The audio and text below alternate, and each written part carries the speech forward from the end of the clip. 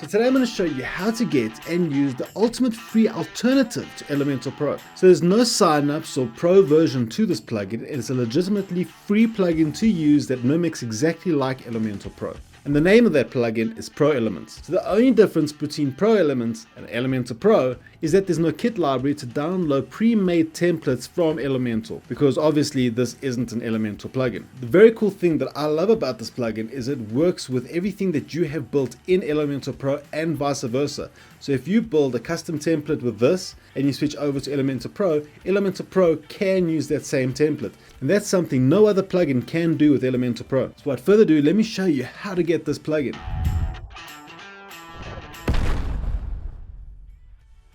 Okay, so in the description of this video, you're going to find two links. One of the links is going to take you to this page in my website.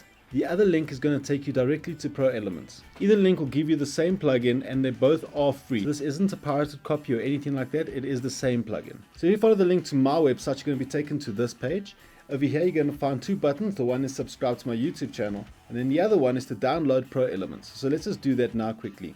Okay, so now that you've downloaded Pro Elements, you have to go into the back end of your website like I have done over here. And what you're going to do is you're going to manually install that plugin. So in order to do that, we head over into plugins and we're going to say add new plugin. So here in the add plugin screen, on the very top, you're going to see this upload plugin button. We're going to click on that. You're going to see everything slide down. Then from here, all you have to do is choose the zip file that you have downloaded from my website, and then you're going to click install now. So there's the file, and now I'm just going to click on install now.